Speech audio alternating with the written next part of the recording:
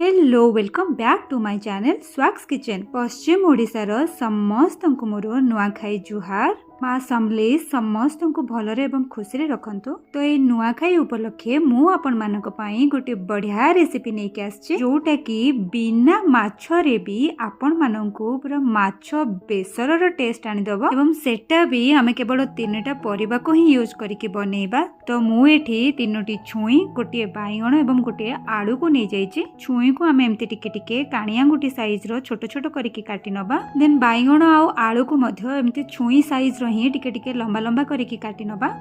आलूर चोपा को मुझे चांची की काटी देछि, जद्वारा आलू सिझिबार हमको टिके इजी हबो। चोपा थिले आलू सिझिबार टिके टाइम लागिबो।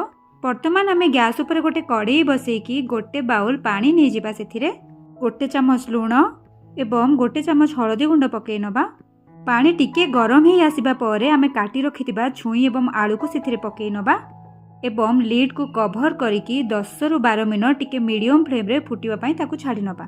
आलू एवं छुई 60% सिझी आसीबा परे आमे काटी रखिथिबा बाइगण को सेथिरे पकई नबा एवं से मीडियम फ्लेम रे ही ताकू आउ 5 मिनट सिझिबा पई टिके छाडी नबा। बाइगण सिझिबा भितरे आमे एपटे गोटे सोरिष मसला रो प्रिपरेशन करि नबा। तो एठी मु गोटे ग्राइंडर जार नै जाइछि।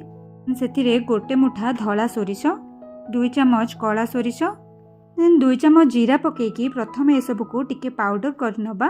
देन सेथिरे 4-5 कोला रसुण, गोटे छोट खंड अदा, फाळे पियाज, गोटे छोट टमाटो को काटिकी पकई नबा। अल्प पानी देकी आमे ए सब को पुणी थरे भल भाबे गोटे पेस्ट बनै नबा। पेस्ट एठी हमर रेडी हे सारिछि एवं परिबा भी एपटे हमर पूरा 90% कुक हे सारिछि। एबे आमे को गैस ऊपर काढ़ी नबा एवं आ गोटे कड़ाई बसैकी सेथिरे 2 चामच रिफाइन तेल दे नबा। आपण माने चाहिले सोरिष तेल रे यूज करि परिबे।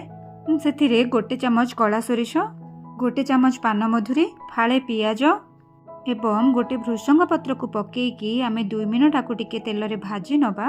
पियाज टिके भाजी हे सारिबा परे आमे आ गोटे बड़ टमाटो को एमती टिके टिके लंबा लंबा करके काटिकी पकई नबा। सेथिरे यही रेसिपी रे गोटे बड़ टमाटो एवं गोटे छोट टमाटर यूज करिछि, काहेकि ना बेसर टिके खटा रहिले ही पाटी को भल लागे। एबे आमे सेथिरे गोटे चामच हळदी गुंड एवं गोटे चामच काश्मीरी रेड चिली पाउडर को पकई नबा। ए सब को टिके भल भाबे मिसामिसी करि नबा। टमाटो 50% सिझी आसीबा परे आमे बाटी रखिथिबा सोरिष मसला रो पेस्ट को सेथिरे धीरे धीरे करके पकई नबा।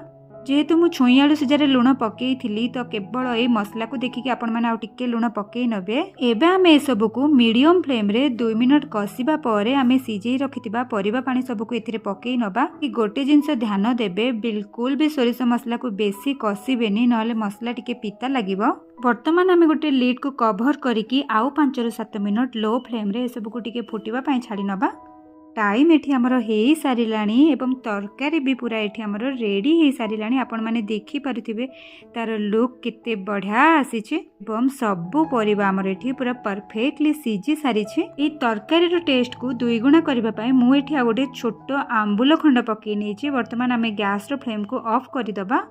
जेहेतु मु आगरो 2टा टमाटर यूज करिथिली सेथि लागि मु आंबुलटी को पूरा लास्ट रे ही पकई नेछि। आपण जदी आरंभ रु पकई नेबे ताहले तरकारीटी बहुत खटा हे जिवो। आपणको पार्टी को जदी अरुचि लागुची ताहले निहाती थरे एई रेसिपीटा बनै की खांतु, देखिबे बहुत ही बढ़िया लागिवो एवं बिना माछ पड़ी की भी आपण मानको यार टेस्ट पूरा माछ बेसर भଳି ही लागिवो। ओके, तो आज रो छुई आलू एवं बाइगण रो बेसर आपण मानको केमती कोन लागिला मते कमेंट रे जणीबा को बिल्कुल भूलिबेनी।